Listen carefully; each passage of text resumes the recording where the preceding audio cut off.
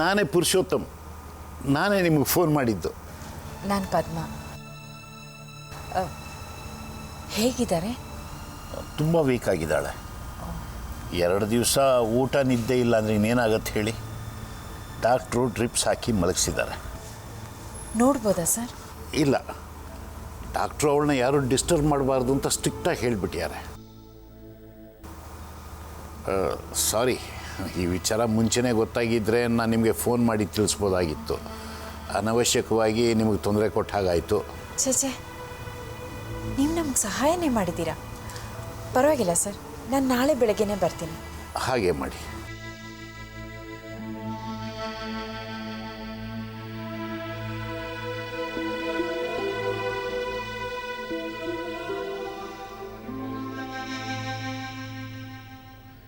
ರಾತ್ರಿ ಏನು ಕೆಲಸ ಇವಳಿಗೆ? ನಮಗಾದರೆ ನಾಟಕ ಗಿಟ್ಕ ಅಂತಿರುತ್ತೆ. ಇವಳಿಗೇನು ಕೆಲಸ? ಹೇಳಿ ಹೋಗೋಕ್ಕೂ ಆಗದಿರುವಂಥ ಕೆಲಸ. ಗುರು ನೋಡಕ್ಕೆ ಹೋಗಿರ್ಬೋದಾ?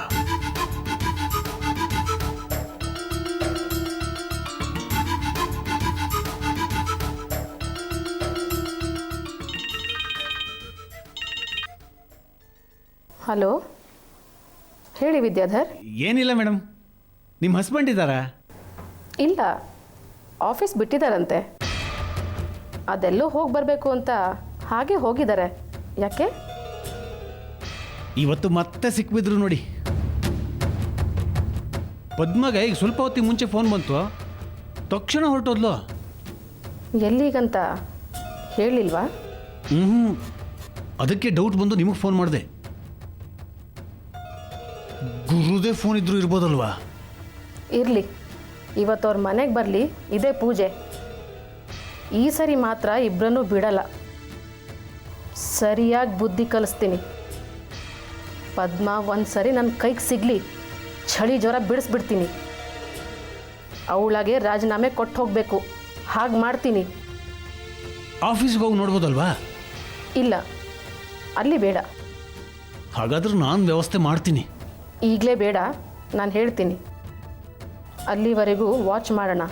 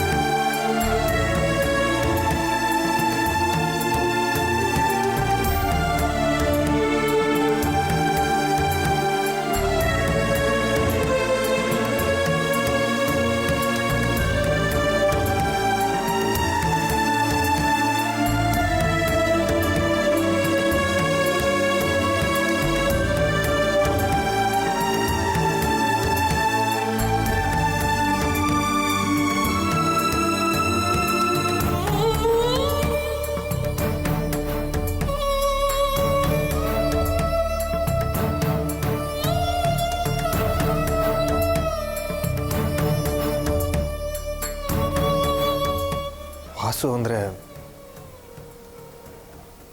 ಬಿಕಾರಿ ಅನ್ನೋ ಅರ್ಥ ಇರಬೇಕು ಅನಿಸುತ್ತೆ. ಈ ವಾಸುಗೆ ಯಾವುದ್ರಲ್ಲೂ ಆಯಸ್ಸಿಲ್ಲ ಅನಿಸುತ್ತೆ.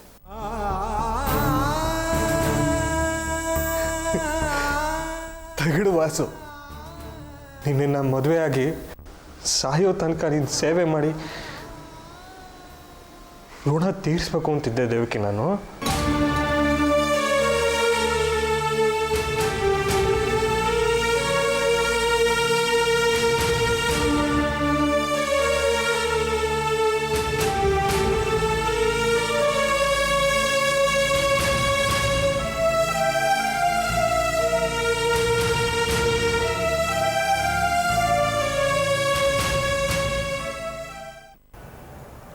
ರಘು, ದೇವಕಿ ಹೋಗಿದ್ದಕ್ಕೆ ನೀನು ಇಷ್ಟೊಂದು ಫೀಲ್ ಮಾಡೋ ಅಗತ್ಯ ಇಲ್ಲ. ಅವಳು ಹೋಗಿದ್ದರಿಂದ ಈ ಮನೇಲಿ ಆಗಬಹುದಾದ ಅನಾಹುತ ತಪ್ಪಿತು ಅಂತ ತಿಳ್ಕೊ. ಇಲ್ಲ ಗಿರಿಜಕ್ಕ, ಮುಂದೆ ಇನ್ನೇನು ಅನಾಹುತ ಕಾದಿದೆಯೋ ಅಂತ ನನಗೆ ಚಿಂತೆ ಶುರುವಾಗಿದೆ. ದೇವಕ್ಕೆ ತುಂಬ ಹಠದ ಹುಡುಗಿ, ಅದು ಅಲ್ಲದೆ ಸಿಕ್ಕಾಪಟ್ಟೆ ಸ್ವಾಭಿಮಾನಿ. ಅವಳ ಸ್ವಾಭಿಮಾನ ಅವಳಿಗೆ ದೊಡ್ಡದೇ ಇರ್ಬೋದು, ಆದರೆ ನಿನಗೆ ನಿನ್ನ ಸ್ವಾಭಿಮಾನ ಮುಖ್ಯ. ಅವಳಿಗೆ ಸರಿಯಾಗಿ ಮಾಡದೆ ಬಿಡು. ಈ ಭಾವನೆನೇ ಅವಳಿಗೆ ಸಲಿಗೆ ಕೊಟ್ಟು ಅಹಂಕಾರ ಬೆಳೆಸಿರೋದು. ಅವಳು ಹೋಗಿದ್ದು ನನಗಂತೂ ಸಮಾಧಾನ. ಆದರೆ ಅವಳು ಎಲ್ಲಿ ಹೋಗ್ತಾಳೆ ಅನ್ನೋದೇ ಚಿಂತೆ ನನಗೆ. ಯಾಕೆಂದರೆ ಅವಳು ಅವಳ ತಂದೆ ತಾಯಿ ಮನೆಗೂ ಹೋಗೋ ಹಾಗಿಲ್ಲ, ಯಾರ ಮನೆಗೂ ಹೋಗೋಕ್ಕಾಗಲ್ಲ. ಎಷ್ಟೇ ಆಗಲಿ ಬಸ್ರಿ ಹೆಂಗ್ಸಲ್ವಾ? ಆ ಬುದ್ಧಿ ಅವಳಿಗಿರ್ಬೇಕಿತ್ತು. ಬಸರಿ ಬೇರೆಯವ್ರ ಮನೇಲಿ ಇರೋದು, ಸ್ವಲ್ಪ ತಗ್ಗಿ ಬಗ್ಗಿ ನಡಿಬೇಕಪ್ಪ. ಅದನ್ನು ಬಿಟ್ಟು ಯಶು ಜೊತೆ ಪೈಪೋಟಿ ನಡೆಸಿದ್ರೆ ಯಾರು ಸಹಿಸ್ತಾರೆ ರಘು? ಬೇರೆಲ್ಲೂ ಆಶ್ರಯ ಇಲ್ಲ ಅಂತ ಅವಳಿಗೂ ಗೊತ್ತಲ್ವಾ? ಹಾಗಂತ ನಮಗೇನು ಅವರಿಂದ ತೊಂದರೆ ಆಗಿರಲಿಲ್ಲ ಗಿರಿಜಕ್ಕ, ನಮ್ಮಿಂದಲೇ ತಪ್ಪಾಗಿದೆ ಅನಿಸುತ್ತೆ. ಸುಮ್ಮನಿರಕ್ಕ, ಇನ್ನೆಂಥ ಸಮಾಧಾನ ತೋರಿಸೋದು? ಇಷ್ಟು ದಿನ ನೀನು ಇಟ್ಕೊಂಡಿದ್ದೆ ಹೆಚ್ಚು. ಈ ಕಾಲದಲ್ಲಿ ಯಾರು ಮಾಡ್ತಾರೆ ಹೇಳು? ನಿನ್ನ ಒಳ್ಳೆತನನ ಅವಳು ದುರುಪಯೋಗ ಪಡಿಸ್ಕೊಂಡಿದ್ದಾಳೆ. ಅದಕ್ಕೆ ಸರಿಯಾದ ಪ್ರತಿಫಲನೆ ಸಿಕ್ತು ಬಿಡು. ಹಾಗಲ್ಲ ಚೇತು, ಅವಳೇನೇ ಅಂದರೂ ಅವಳನ್ನ ಹೋಗೋದಕ್ಕೆ ಬಿಡಬಾರ್ದಿತ್ತು ಅಂತ ಈಗ ಅನ್ನಿಸ್ತಾ ಇದೆ. ಆದರೆ ಅವಳು ಕೊಬ್ಬಿನ ಮಾತುಗಳನ್ನು ನೆನೆಸ್ಕೊಂಡ್ರೆ ಮೈ ಉರಿಯತ್ತೆ. ಎಂತೆಂಥ ಮಾತುಗಳನ್ನು ಹೇಳಿದಾಳೆ ಗೊತ್ತಾ? ಹಿಂದೆ ಹೇಳ್ದೆ ಹೋಗಿದ್ಲು, ಈ ಸಾರಿ ಹೇಳಿಬಿಟ್ಟೆ ಹೋದ್ಲು. ದಿಮಾಕ್ ನೋಡಿದ್ಯಾ? ಮತ್ತೆ ಅವಳ ಬಗ್ಗೆ ಅನುಕಂಪ ತೋರಿಸ್ತಿದ್ಯಲ್ಲ. ಅನುಕಂಪ ಅಲ್ಲ ಗಿರಿಜಕ್ಕ, ನಿಜ ಹೇಳಬೇಕು ಅಂದರೆ ಅವರ ಹೆರಿಗೆ ಆಗೋವರೆಗೆ ಅವ್ರನ್ನ ನೋಡ್ಕೋಬೇಕಾಗಿದ್ದು ನಮ್ಮ ಕರ್ತವ್ಯ ಆಗಿತ್ತು. ಅದು ನಮ್ಮ ಕಮಿಟ್ಮೆಂಟು. ಏನು ಕಮಿಟ್ಮೆಂಟ್ ರಘು? ಬೇರೆಯವ್ರಿಗೆ ಸಹಾಯ ಮಾಡೋದು ಕರ್ತವ್ಯನೂ ಅಲ್ಲ, ಕಮಿಟ್ಮೆಂಟು ಅಲ್ಲ. ಮೊದಲನೇದಾಗಿ ಅವಳು ನಾಲ್ಗೆ ಸರಿ ಇರಲಿಲ್ಲ, ಬಾಯಿಗೆ ಬಂದಾಗ ಮಾತಾಡ್ತಿದ್ಲು. ಎರಡನೇದಾಗಿ ನಮ್ಮ ಯಶುನ ಅವಳು ಸೇವಕಿ ಅಂತ ತಿಳ್ಕೊಂಡಿದ್ಲು. ಈಗ ನೀವೇನಿದ್ರೂ ನಿಮ್ಮ ಮನೆ ಬಗ್ಗೆ ಯೋಚನೆ ಮಾಡಿ, ನಿಮ್ಮ ಮಗು ನಿಮ್ಮ ಸಂಸಾರನ ಅಚ್ಚುಕಟ್ಟಾಗಿ ನೋಡ್ಕೊಳ್ಳಿ. ಅಷ್ಟು ಸ್ವಾರ್ಥ ಇಲ್ಲದೆ ಇದ್ದರೆ ನಂತರ ನೋವು ಅನುಭವಿಸ್ಬೇಕಾಗತ್ತೆ ಅಷ್ಟೇ. ಯಾಕೋ ಅವಳ ಗುಣನೂ ಸರಿ ಇರಲಿಲ್ಲ. ಚೇಚೆ, ಅವಳೇನು ಕೆಟ್ಟ ಹುಡುಗಿ ಅಲ್ಲ ಕಣೋ, ಒಳ್ಳೆಯವಳೆ. ಒಂದೊಂದು ಸಲ ಹಾಗೆ ಆಡ್ತಾ ಇದ್ಲು. ಅದು ಸರಿ, ಭಾವ ಯಾಕೆ ಅವಳನ್ನ ಸಮಾಧಾನ ಮಾಡಬೇಕು? ಅವಳ ಪರ ಯಾಕೆ ಮಾತಾಡಬೇಕಿತ್ತು? ಭಾವನ ಸಪೋರ್ಟ್ ಇದೆ ಅಂತ ತಾನೇ ನಿನ್ನ ಕಡೆಗಣಿಸಿದ್ದು. ನಾನು ಹಿಂದೆನೇ ನಿನಗೆ ಎಚ್ಚರಿಕೆ ಕೊಟ್ಟಿರಲಿಲ್ವಾ? ಭಾವ ಸ್ಟ್ರಿಕ್ಟ್ ಆಗಿದ್ದರೆ ಈ ರೀತಿ ಆಗ್ತಿರ್ಲಿಲ್ಲ. ಹೆಂಡ್ತಿನ ಬಿಟ್ಟು ಬೇರೆಯವ್ರನ್ನ ಯಾರಾದರೂ ಸಪೋರ್ಟ್ ಮಾಡ್ತಾರಾ?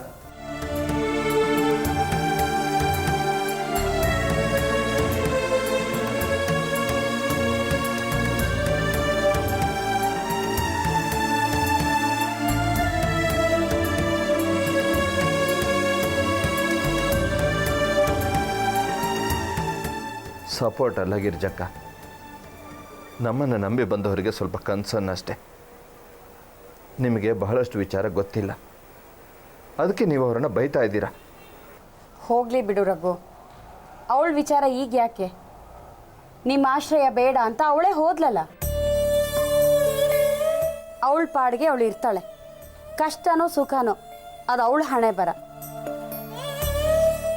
ರಘು, ಇನ್ನು ಮುಂದೆ ಈ ರೀತಿ ಯಾರ್ಯಾರಿಗೋ ಸಹಾಯ ಮಾಡೋ ಧರ್ಮರಾಯನ್ ಬುದ್ಧಿ ನಿನಗೆ ಬೇಡ.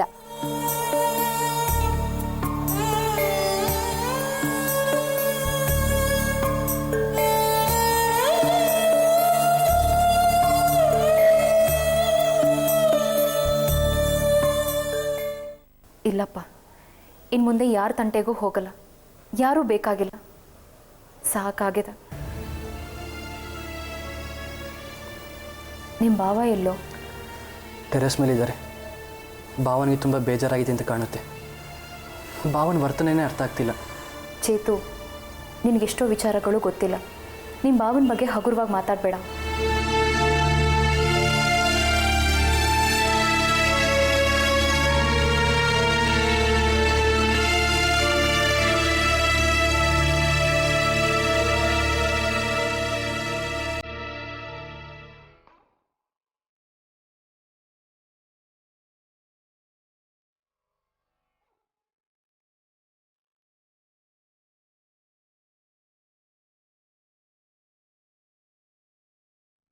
ನೀನು ಮುಂದಿನ ಜನ್ಮನಾದರೂ ನನಗೆ ಮೀಸಲಾಗಿರಲಿ. ಅಲ್ಲಿವರೆಗೂ ಋಣಭಾರದ ಮೂಟೆನ ಹೊತ್ಕೊಂಡೇ ಇರ್ತೀನಿ.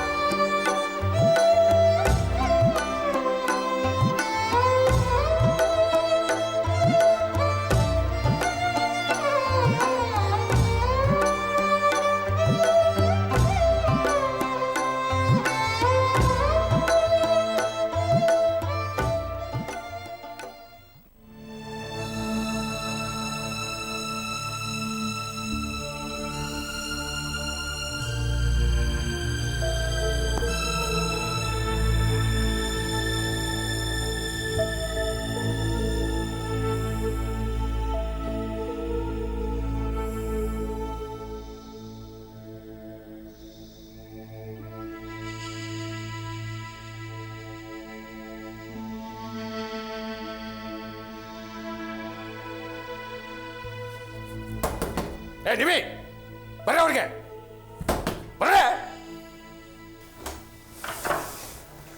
ಏನಣ್ಣ ಅನ್ನು ಅಷ್ಟು ಜೋರಾಗಿ ಬಡ್ಕೊಳ್ತಿದ್ಯಾ? ರೋಹನ್ ಮಲ್ಗಿದ್ದಾನೆ, ಸ್ವಲ್ಪ ನಿಧಾನ. ಒಂದು ನಿಮಿಷ ಇರು, ಅವನ್ನ ಎಬ್ಬಿಸ್ತೀನಿ. ಏಯ್ ಜೋಕ್ ಮಾಡ್ತೀಯ? ಹೋಗ್ತೀನಿ ನೋಡು ಆಕೆ ಮಗಳು, ಆಕೆ ಮಗಳು. ಏಯ್ ಏನು ಮಕ್ಕಳು ಹೋಗ್ತೀಯ? ಬರ್ರಿ ಬರ್ರಿ. ದಿನ ಅತ್ತಿಗೆ ಪರವಾಗಿ ನಿಂತ್ಕೊಂಡು ಜಗಳ ಆಡ್ತಾ ಇದ್ರಲ್ಲ, ಇವತ್ತೇನು ಉತ್ತರ ಹೇಳ್ತೀರಿ? ಪ್ರಶ್ನೆ ಇದ್ರೆ ತಾನೇ ಉತ್ತರ. ನೀವೆಲ್ಲ ಮಹಾ ಬುದ್ಧಿಶಾಲಿಗಳು. ದಿನ ಅತ್ತಿಗೆ ಬಗ್ಗೆ ಏನಾದ್ರೂ ಮಾತಾಡಿದ್ರೆ ಸಾಕು, ಲೌಡ್ ಸ್ಪೀಕರ್ ತರ ನನ್ನ ಜಗಳ ಬರ್ತಿದ್ರೆ ಇವತ್ತೇನು ಉತ್ತರ ಹೇಳ್ತೀರಿ? ಅಣ್ಣ, ಅತ್ತಿಗೆ ಬಗ್ಗೆ ಹೇಳೋಕೆ ಏನಿದೆ? ರಾತ್ರಿ ಹೊರಗಡೆ ಹೋಗಿದ್ದಾಳಲ್ಲ, ಏನು ಯಾಕೆ ಅಂತ ಕೇಳಿದ್ದೀರಾ? ಅದ್ರಲ್ಲಿ ಕೇಳೋ ಅಂತದೇನಿದೆ? ಆಫೀಸ್ ಕೆಲಸ ಅಂತ ಯಾರೋ ಫೋನ್ ಮಾಡಿದ್ರೆ ಅದಕ್ಕೆ ಹೊರಗೆ ಹೋಗಿದ್ದಾರೆ.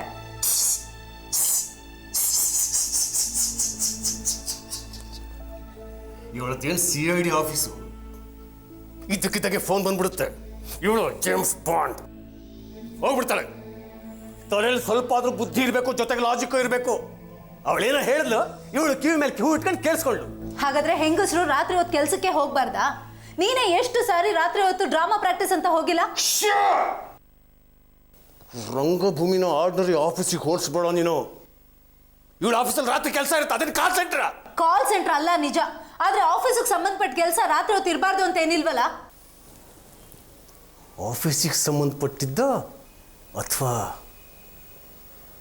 ಆಫೀಸಲ್ಲಿರೋರಿಗೆ ಸಂಬಂಧಪಟ್ಟಿದ್ದ? ಏನಣ್ಣ ನೀನು, ಅಸಹ್ಯ. ನಾನು ಹೇಳಿದ್ರೆ ಅಸಹ್ಯ, ಆದ್ರೆ ಮಾಡೋರಿಗೆ ಅದು ಅಸಹ್ಯ ಅಂತ ಅನ್ಸಲ್ವ? ಅಂಥವ್ರನ್ನ ಸಪೋರ್ಟ್ ಮಾಡ್ತೀರಿ ನೀವು. ಅವನು ಯಾಕೆ ಬಂದಿದ್ದ? ವಾಷಿಂಗ್ಟನ್ ವಾಷಿಂಗ್ಟನ್ ಅಥವಾ ಪೀಟರ್ಸನ್? ಹೋಗ್ತೀನಿ ನೋಡು. ಅದೇ ಅಮೇರಿಕಾ ಮಾಲು. ಅವನ ಹೆಸರು ಹೇಳೋಕ್ಕೂ ಅಸಹ್ಯ ನನಗೆ.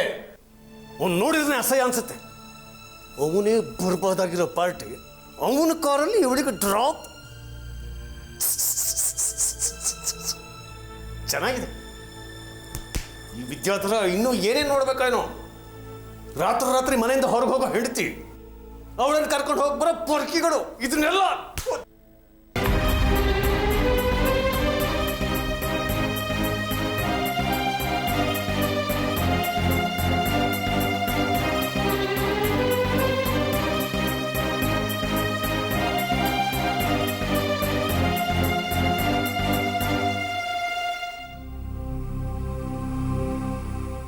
ಯಾಕೆ ನಿಲ್ಲಿಸ್ಬಿಟ್ರಿ? ಮಾತಾಡಿ. ನಿಮ್ಮ ಮನಸ್ಸಿಗೆ ಬಂದ ಹಾಗೆ ಕಲ್ಪನೆ ಮಾಡ್ಕೊಳ್ಳಿ, ನಿಮ್ಮ ಬಾಯಿಗೆ ಬಂದ ಹಾಗೆ ಮಾತಾಡಿ. ನೀವು ಏನೇ ಮಾಡಿದ್ರೂ ನಾನು ನನ್ನ ಕರ್ತವ್ಯ ಮಾಡೋದನ್ನು ನಿಲ್ಲಿಸೋದಿಲ್ಲ. ಈ ಮನೆಯಲ್ಲಿ ಏನೇನಾಗ್ತಿದೆ ಅಂತ ಎಲ್ಲರಿಗೂ ಗೊತ್ತು. ನಿಮ್ಮ ಹುಚ್ಚಾಟಗಳೇನು ಗೊತ್ತಿಲ್ಲ ಅನ್ಕೋಬೇಡಿ, ಆದರೂ ನಾನು ಬಾಯಿ ಮುಚ್ಕೊಂಡಿದ್ದೀನಿ. ನೀವು ಏನು ಇಲ್ಲದೆ ಇದ್ರೂ ಅನುಮಾನ ಪಡ್ತಾ ಇದ್ದೀರಿ, ನಿಮ್ಮ ತಂಗಿರ ತಲೆಯಲ್ಲಿ ವಿಷ ತುಂಬ್ತಾ ಇದ್ದೀರಿ. ಆದರೆ ಸತ್ಯ ಸುಳ್ಳಾಗಲ್ಲ, ಸುಳ್ಳಿಗೆ ಯಾವತ್ತೂ ಕಿರೀಟ ಬರಲ್ಲ. ಆ ನಂಬಿಕೆ ನನಗಿದೆ.